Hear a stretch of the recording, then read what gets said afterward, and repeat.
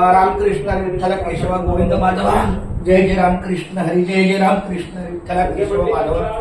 आता मी आमचे सुरेश माऊलींच्या निवासस्थानी आहे आणि आल्याबरोबर माऊलीचं दर्शन सार्थ, ज्ञानेश्वरी सार्थ, 9 गुरुवाराचे व्रत, कलियुगाचे इच्छित दाता, शिवाय श्री साईंचं सत्य चरित्र आणि भजनी मालिका हा पूर्ण ग्रंथ संपदा इथे आहे. आमच्या सुरेश माऊलींना खूप खूप धन्यवाद की त्यांनी खूप सुंदर पद्धतीने आपल्या आयुष्यामध्ये संप्रदायाचा प्रवास सुरू केलेला आहे आणि नित्यनेमानं हरिपाठ त्यांचं वाचन आता या ठिकाणी बसून हरिपाठ वाचन करणार आहेत. खूप छान भरं वाटलं माऊली.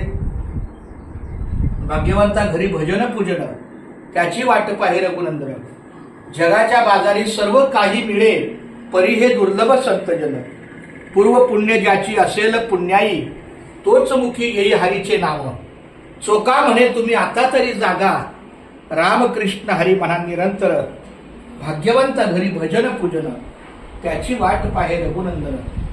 हे खरंच भाग्यवंताचं घर आहे. तिथं भगवंताचं नामस्मरण केलं जातं, भजन केलं जातं, पूजन केलं जातं. ह्या सगळ्या संपत्तीचं पूजन केलं जातं, भगवंताचं नामस्मरण केलं जातं आणि तिथंच भगवंत त्याची वाट बघत असतो.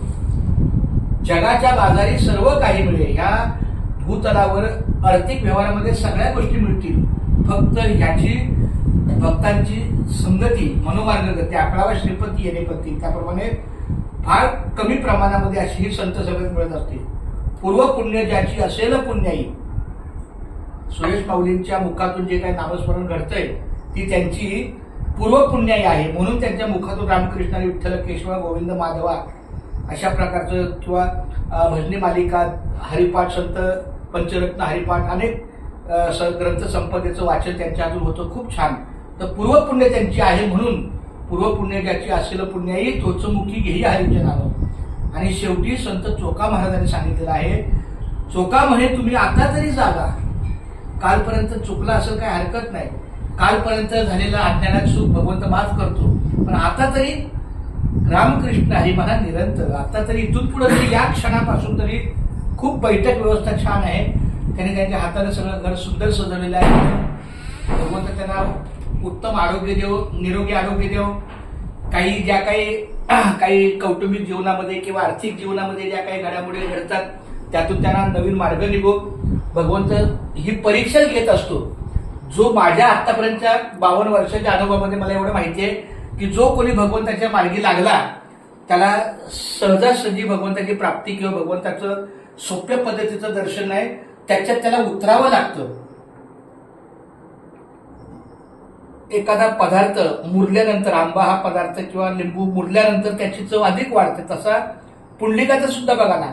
त्यांनी जेव्हा आईवडिलांची सेवा केली, ज्याच्या प्रत्येकाला आपापल्या आईवडिलांचा विठ्ठल रुक्माईच्या सानिध्यातून आपलं दर्शन घ्यायचं असतं, त्याप्रमाणे तो आपल्या आईवडिलांची सेवा करताना भगवंत किती त्यांनी संकट आणली, पण तरी सुद्धा त्यांनी त्यातून मार्ग काढला आणि फक्त भगवंताला सांगितलं माझ्या आईवडिलांची सेवा चालू आहे तोपर्यंत तुझं तिथं उभं राहणं गरजेचं आहे. अजूनपर्यंत भक्ताच्या भेटीसाठी पांडुरंग उभा आहे.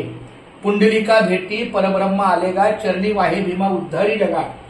जर एखाद्या भगवंताने जर एखाद्या भक्ताचं ऐकायचं ठरवलं तर त्याचं जिवंत उदाहरण म्हणजे पुंडलिक महाराजांचे. अजूनपर्यंत 28 युग तू इथं राहा, माझ्या आईवडिलांची सेवा चालू आहे. ज्याच्या घरी आईवडील आहेत तिथंच घरी विठ्ठल रुक्माई.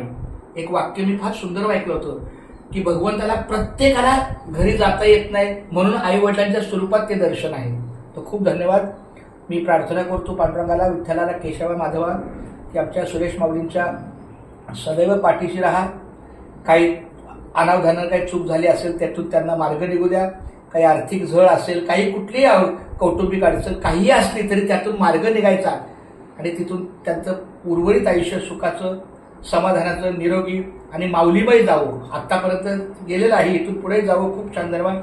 रामकृष्ण विठ्ठल केशव गोविंद माधवा, रामकृष्ण विठ्ठल केशव गोविंद माधवा, रामकृष्ण हरी विठ्ठल केशव गोविंद माधवा. पुंडलिक वरदा विठ्ठल श्री ज्ञानदेव तुकाराम भगवान की जय. माऊली.